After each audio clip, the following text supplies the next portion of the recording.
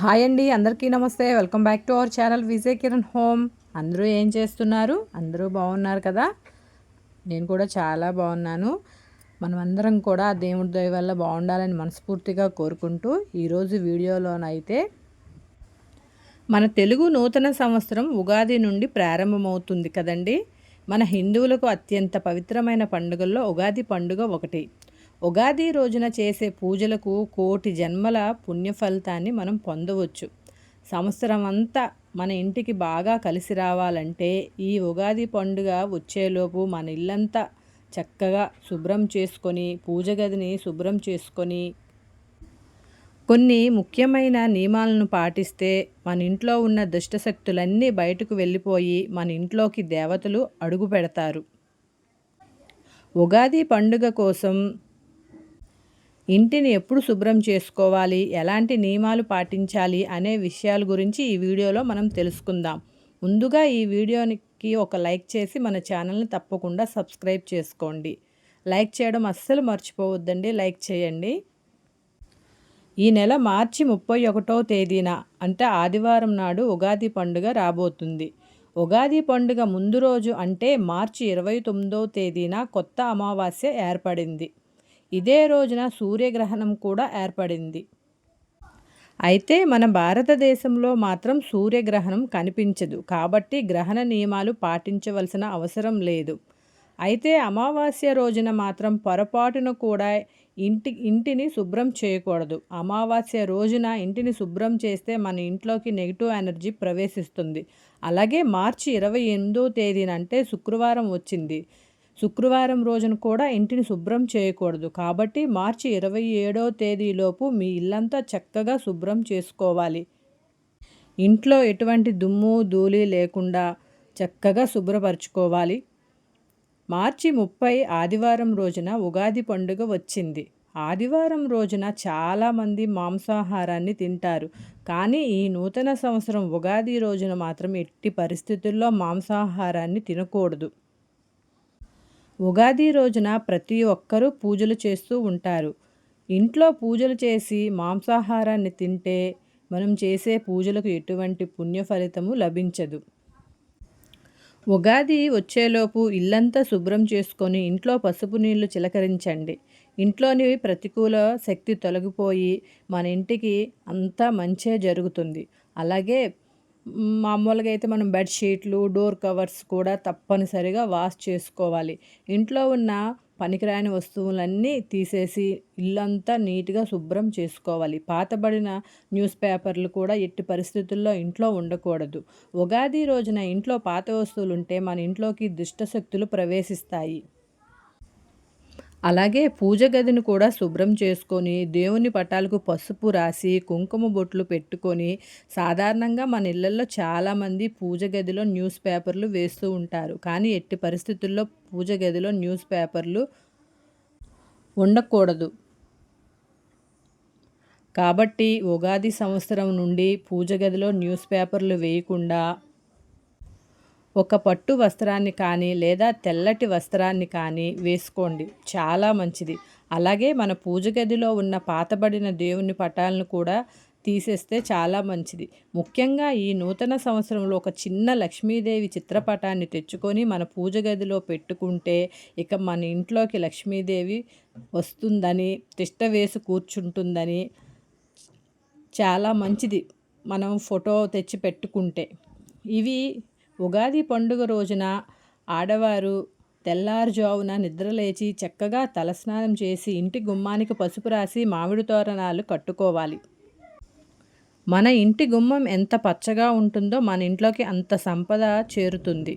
రాగి చెంబులో త్రిమూర్తులు కొలువై ఉంటారు. కాబట్టి ఉగాది రోజున ఇంట్లో పూజ చేసేవారు మన పూజ గదిలో ఖచ్చితంగా రాగి చెంబును పెట్టుకోవాలి. ఎందుకంటే మనం దీపారాధన చేసే సమయంలో పూజలో ఉన్న దైవశక్తి మొత్తం రాగి చెంబులో ఉన్న నీటిలోకి చేరుతుంది. కాబట్టి ఈ ఉగాది పండుగ రోజున మన పూజ గదిలో ఒక రాగి చెంబును పెట్టుకుంటే మీ ఇల్లంతా దైవశక్తులతో నిండిపోతుంది.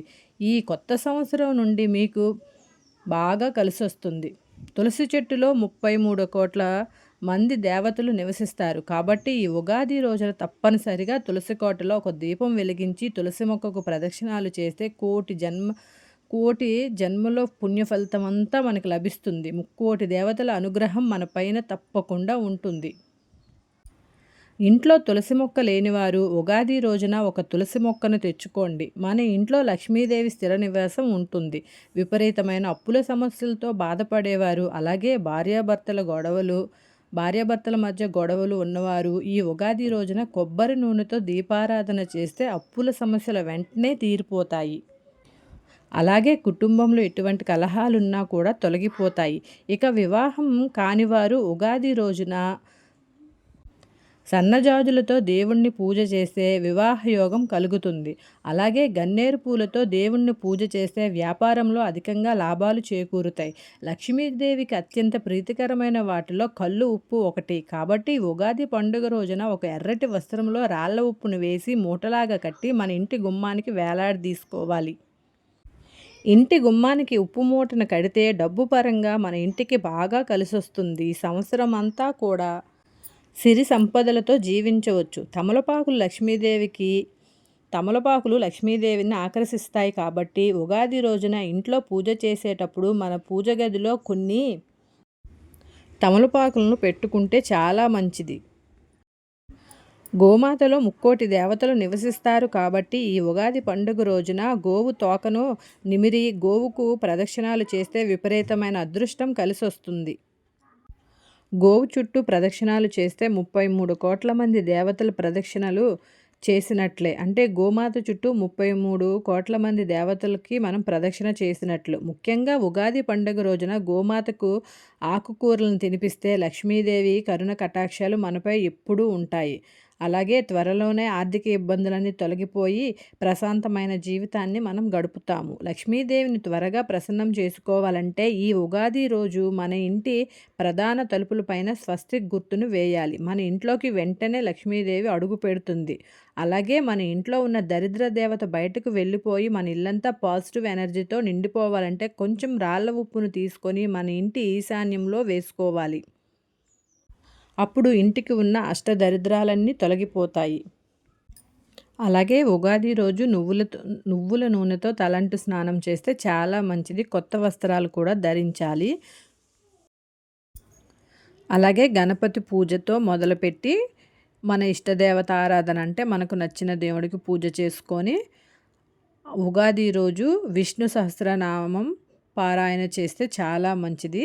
అలాగే ఆ రోజు పండితులు చెప్పే పంచాంగ శ్రవణం వింటే కూడా మనకి తెలుస్తుంది. అన్నీ కూడా మన రాశి ఫలాలు అంటారు కదా. అంటే మనకి ఆ సంవత్సరం ఎలా ఉంటుంది అంటే అన్ని రాశులకు ఒకేలాగా ఉండదు. అవి కూడా పంచాంగ శ్రవణం వింటే కూడా చాలా మంచిది. అలాగే మనం ఉగాది పచ్చడి చేస్తాం కదా.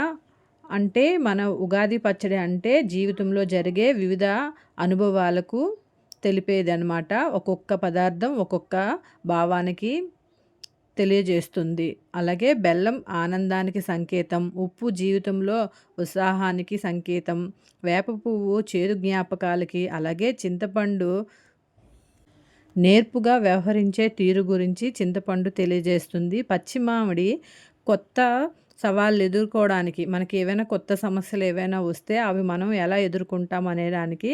అలాగే కారం సహనం కోల్పోయే పరిస్థితుల నుండి కాపాడడానికి అన్నమాట. కొన్ని నాకు తెలిసిన విషయాలన్నీ మీతో చెప్పానండి.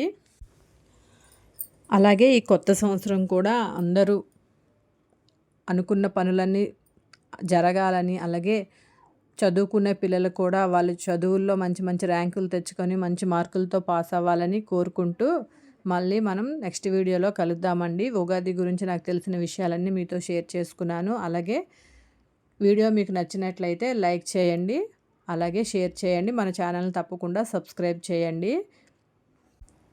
ఈ సంవత్సరం అంతా అందరూ బాగుండాలని, అలాగే ఆ దేవుడు దయ అనేది అందరి మీద ఉండి అందరూ అనుకున్న పనులు, ఉద్యోగాలు అవ్వని, చదువులు అవ్వని, పెళ్ళిళ్ళు అవ్వని, ఏవవ్వని అన్నీ కూడా సవ్యంగా జరిగి అందరూ బాగుండాలని మనస్ఫూర్తిగా కోరుకుంటూ మళ్ళీ మనం నెక్స్ట్ వీడియోలో కలుద్దామండి. అందరూ వీడియో చూసినందుకు ధన్యవాదములు. థ్యాంక్ యూ సో మచ్ అండి.